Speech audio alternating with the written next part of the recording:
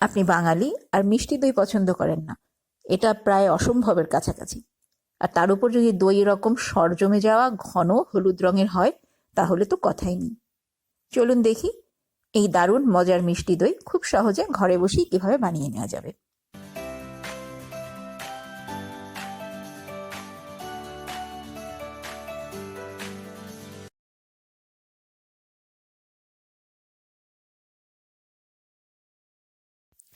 উপকরণগুলো দেখে নিই। আমি এখানে 700 মিলিলিটার ফুল ক্রিম দুধ নিয়েছি, যেটাকে জাল দিয়ে ঘন করে 500 মিলিলিটারে নামিয়ে নিয়ে আসবো, মানে আধা লিটারে।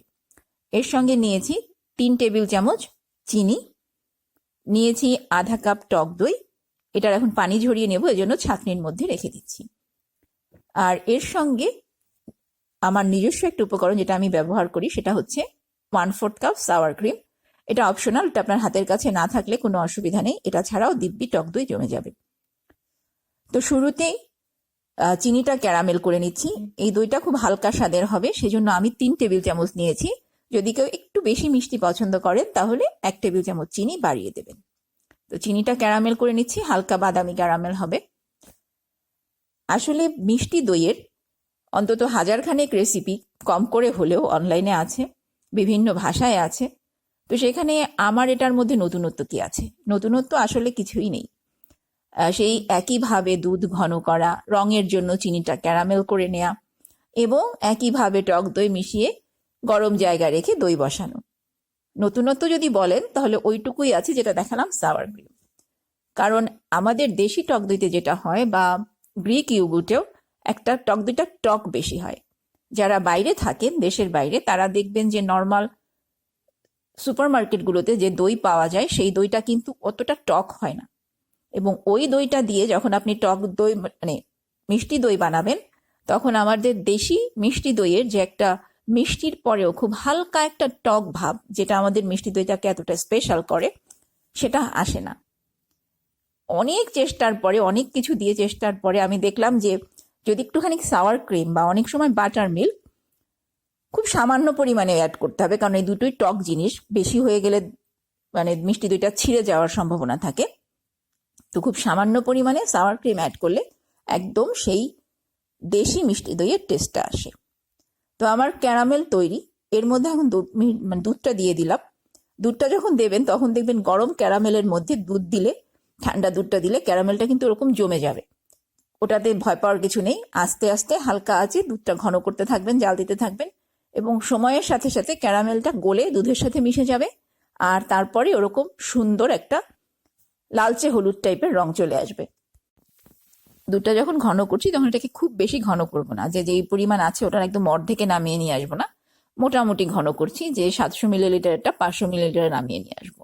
একেবারে অ্যাকুরেট 500 মিলিলিটারও হতে হবে না। আপনি যখন দুধটা জাল দিতে দিতে দেখবেন যে হাঁড়িতে যে পরিমাণ দিয়েছিলেন তার চাইতে প্রায় 2-3 আঙ্গুল নিচে নেমে গেছে, তখন আপনি এটাকে চুলা থেকে সরিয়ে নিতে পারেন। মানে চুলাটা বন্ধ করে দিতে পারেন, বা চুলা থেকে একদম সরিয়ে নিয়ে অন্য একটা পাত্রে ঢেলে দিয়ে ঠান্ডা করতে পারেন। আমি অন্য একটা পাত্রে ঢেলে দিয়ে ঠান্ডা করতে এই জন্য প্রেফার করি যে এই পাত্রটা তো অলরেডি গরম হয়ে আছে, এটার মধ্যে রেখে দিলে বেশি সময় লাগে ঠান্ডা হতে। অন্য একটা পাত্রে সরিয়ে নিলে যেটা ঠান্ডা, ওটাতে অলরেডি দুধের টেম্পারেচারটা কিছুটা নেমে আসে। তো আমি এটাকে অন্য একটা পাত্রে ঢেলে নিচ্ছি। ঢেলে নিয়ে কিছুক্ষণ ঠান্ডা হতে দেব। ঠান্ডা হতে দেব মানে আপনার কাছে যদি কিচেন থার্মোমিটার থাকে, তাহলে কিচেন থার্মোমিটার দিয়ে যখন দুধের টেম্পারেচারটা 45 ডিগ্রিতে আসবে, সেটা হচ্ছে আপনার দই মেশানোর জন্য পারফেক্ট। আর যদি না থাকে তাহলে এভাবে আঙুল দিয়ে দেখে নেবেন, আঙুলটা দিয়ে বলবেন 21-22, এই দুইটা নাম্বার বলা পর্যন্ত আপনি যদি আঙুলটা দুধের মধ্যে চুবিয়ে রাখতে পারেন তো টেম্পারেচার পারফেক্ট। কিন্তু এর চাইতে বেশি রাখতে পারবেন না, কারণ তাহলে দুধ বেশি ঠান্ডা হয়ে গিয়েছে এবং দই আর জমবে না, মানে আপনার হাতে গরমটা লাগতে হবে।